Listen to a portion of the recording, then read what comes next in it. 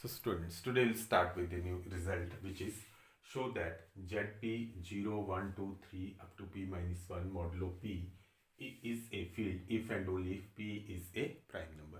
तो हम पहले भी कर चुके हैं कि ZP जैसे Z7 होता था वो फील्ड बन जाता है, Z5 फील्ड बन जाता है, लेकिन Z6 फील्ड नहीं बनता। तो अब हम इस रिजल्ट को प्रूव करेंगे। तो पहले हम लेके चलते हैं प्रूफ में, let ZP is a field. अगर ZP इज ए फील्ड है then we want to show that P is a prime number. If possible that let P is not a prime. अगर P प्राइम नहीं है तो जैसे अगर कोई prime number ना हो, जैसे 8 प्राइम नहीं है तो उसको हम कंपोजिट है तो उसको हम इस तरह के दो फैक्टर्स में लिखा जा सकता है। इस तरह से लिखा जाता है 3 इंटू 2, जैसे 6 है तो 3 इंटू 2, ये तो चलो एक जैसे ही हो जाएंगे सारे। जैसे 6 है तो इसको लिखा जा सकता है 3 इंटू 2, कोई भी कंपोजिट नंबर इस तरह से लिखा जाता है। तो P is not a prime, therefore it is a composite number. तो कंपोजिट नंबर के लिए मैं लिख सकता हूँ there exist A and B such that P can be written as a product of A B।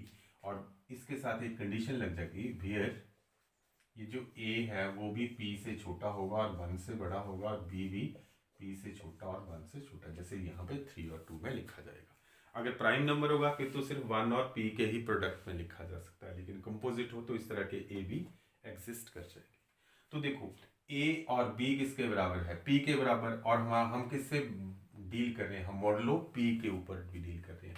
तो जब भी P होगा तो उसको क्या लिखा जाएगा? 0। जब भी 2P होगा उसको भी क्या लिखा जाएगा? 0। तो A और B क्या है? P। तो therefore A multiplicative modulo P into B, इसकी मल्टीप्लिकेशन क्या आ रही है? P आ रही है, और P को क्या लिखा जाएगा? 0। तो A multiplicative modulo B is equal to 0। It means that A dot B is equal to 0, क्योंकि यहाँ पे डॉट कौन है? Multiplicative modulo P is equal to 0। अब हम देखते हैं क्या A 0 है? नो, A तो P के बराबर नहीं है, A 1 भी नहीं है। तो इनमें से 0 कौन होता है? 0 क्या होता है? P 0 होगा, 2P 0 होगा, या फिर 0 क्या होगा? 0 होगा। तो B भी 0 नहीं है, and A is not equal to 0, B is not equal to 0। इन दोनों में से एक भी नॉन जीरो नहीं है, लेकिन इनका प्रोडक्ट क्या हो रहा है? 0। It means this implies that A and B are zero divisors. A and B are zero divisors. अगर A और B जीरो डिवाइजर्स हैं तो इट मीन्स ZP के पास जीरो डिवाइजर्स हैं। तो this implies that ZP is an integral domain. ZP is not an integral domain। Integral domain, क्योंकि integral domain होने के लिए हमें क्या चाहिए था? Without zero divisor. तो यहाँ पे मेरे को क्या मिल रहे हैं? Zero divisors. अब ZP इंटेग्रल डोमेन नहीं है तो ये कंट्राडिक्शन मिल गई मेरे को, विच इज ए कंट्राडिक्शन। क्यों कंट्राडिक्शन है? बिकॉज बीइंग फील्ड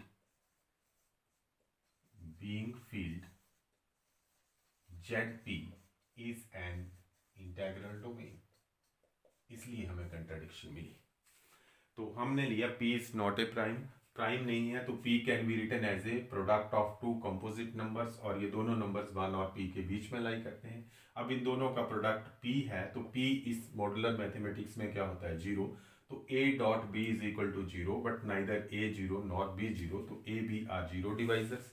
अगर जीरो डिवाइजर्स हैं तो ZP में है, तो ZP is not an integral domain. This is a contradiction, क्योंकि ZP इज ए फील्ड, तो हर एक फील्ड क्या होती है? इंटेग्रल डोमेन, है ना।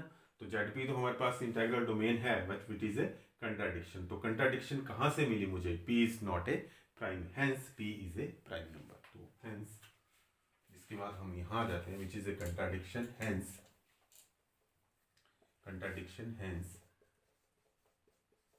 P is a prime.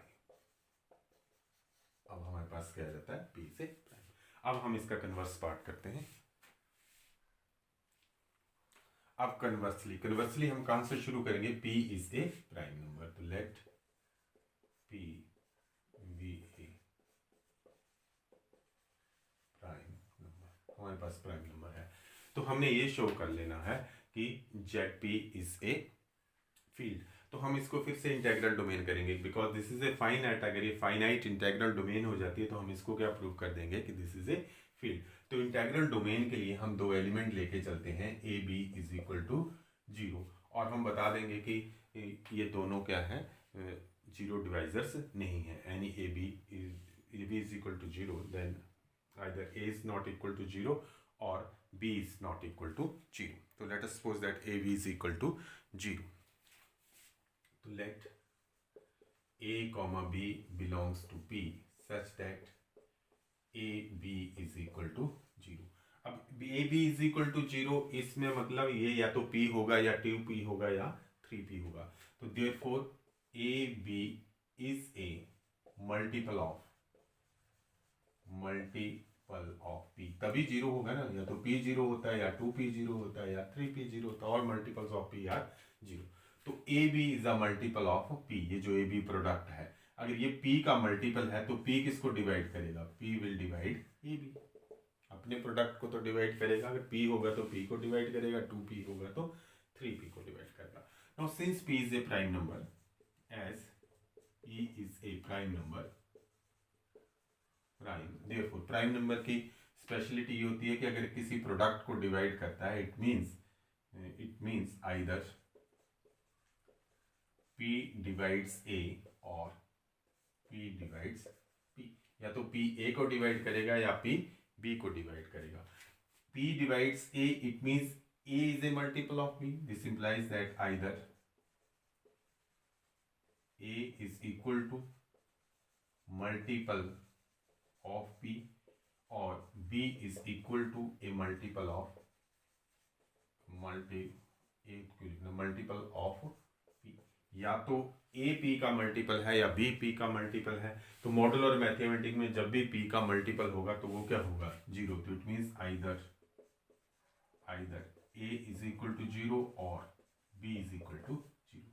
तो हम क्या लेके चले थे, हम लेके चले थे कि p is a prime numbers and a b belongs to p नहीं, a b belongs to zp।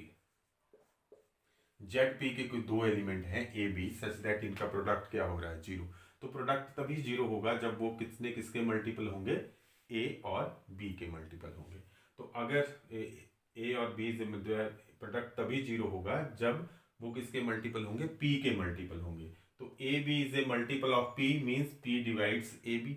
अगर p a b को डिवाइड करता है और p is a prime number, तो प्राइम नंबर या तो a को डिवाइड करेगा या b को डिवाइड करेगा। It means either a is a multiple of b और b, either a is a multiple of p और b is a multiple of p। तो it means either a is equal to 0, क्योंकि multiple of p modular mathematics में इस set में 0 होता है, और b इज इक्वल टू 0। तो a b is equal to 0 implies either a is equal to 0 और b इज इक्वल टू 0। तो मींस ये क्या बन जाएगा, it is an integral domain, है ना। तो therefore ZP is an, this implies that ZP is an integral domain। अब ZP is finite, तो हमने क्या प्रूव कर दिया कि ZP क्या है, फाइनाइट है और ये इंटेग्रल डोमेन है। ये प्रूव कर दिया कि ZP is finite integral domain, integral domain पूरा लिख लेना। Therefore ZP is a field. तो ये था, every finite integral domain is a field. तो this implies that ZP is a field. तो ये है, ये सिंपल लेकिन बड़ी जगह यूज होता है रिजल्ट, और आपको पूछा भी गया MSc में एक दो बार, ये रिजल्ट एज इट इज पूछा गया है MSc में, ठीक है। अब आते हैं हम आगे बुलियन रिंग के ऊपर।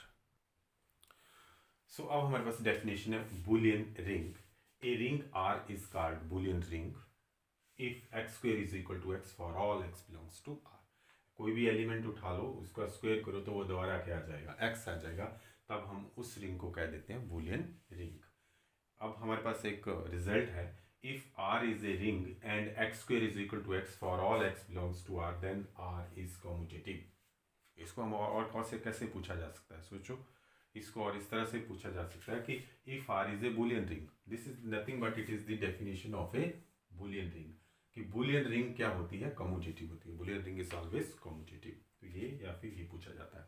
अगर कोई रिंग है, कोई एनी रिंग है, आर इज ए रिंग और उसमें एक एलिमेंट ए इस तरह का है such that A square is equal to A, तो उसको हम कहते हैं idempotent element. Then A is known as idempotent element. आपने मैट्रिसेस में पढ़ा भी होगा idempotent element. If A belongs to R then A square is equal to A, then idempotent element. तो बूलियन रिंग में हर एक एलिमेंट क्या होगा? Idempotent. Each element is idempotent, then the ring is Boolean ring. तो idempotent element हम बाद में find out भी करेंगे डिफरेंट रिंग्स लेके। एलिमेंट जब आएगा तो एक आइडम्पोटेंट एलिमेंट्स भी होते हैं, नील पोटेंट एलिमेंट्स भी होते हैं, तो उसको हम लास्ट में उनको टेकअप करेंगे। तो हमने ये प्रूव कर देना कि this R is a commutative ring. तो कॉम्यूटेटिविटी के लिए हमें दो एलिमेंट चाहिए होते हैं। तो सॉल्यूशंस में हम लिखते हैं, सॉल्यूशन में let x and y belongs to r। तो r एक रिंग है, देयरफॉर x प्लस y भी किसका एलिमेंट होगा? r का। और इस रिंग r में जो भी एलिमेंट है उनका स्क्वायर यही आ जाता है, देयरफॉर x प्लस y का स्क्वायर क्या आ जाएगा? x plus y remain as it is, ठीक है। x plus Y square is equal to x plus Y. अब x प्लस वाई स्क्वायर को हम यहाँ पे देखो, हम रिंग में इस तरह से नहीं कर सकते कि a प्लस बी का whole square is equal to A square plus B square plus 2ab, क्योंकि उसके लिए रिंग का कॉम्यूटेटिव होना बहुत जरूरी है। ये तो हमने प्रूव करनी है, अभी गिवन तो है नहीं ये commutative, this we want to prove. तो हम कॉम्यूटेटिविटी प्रॉपर्टी यहाँ पे यूज नहीं कर सकते। तो जब भी ऐसा हो रिंग्स में आपने हमेशा ऐसे लिखना, this is x plus Y into x plus Y and this is equal to x plus Y, right.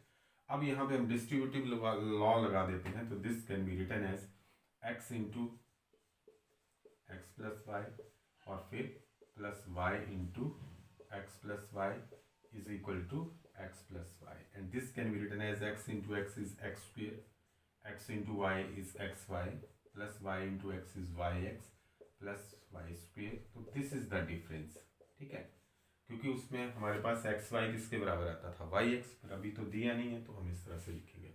In the next step you can write x square is equal to x, so this is x plus xy plus yx plus y square is y and this is equal to x plus y।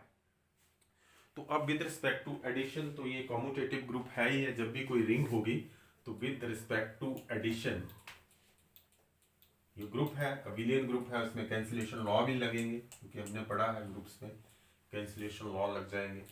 तो इसमें हम cancellation law लगा देते हैं। पहले हम ये left cancellation law लग गया तो x हट गया, राइट कैंसिलेशन लॉ लग गया तो y हट गया, या इसको हम कॉम्यूटेटिव भी होती है, इसको हम इधर भी लिख सकते हैं कोई ऐसी एसोसिएटिविटी से हिसाब से।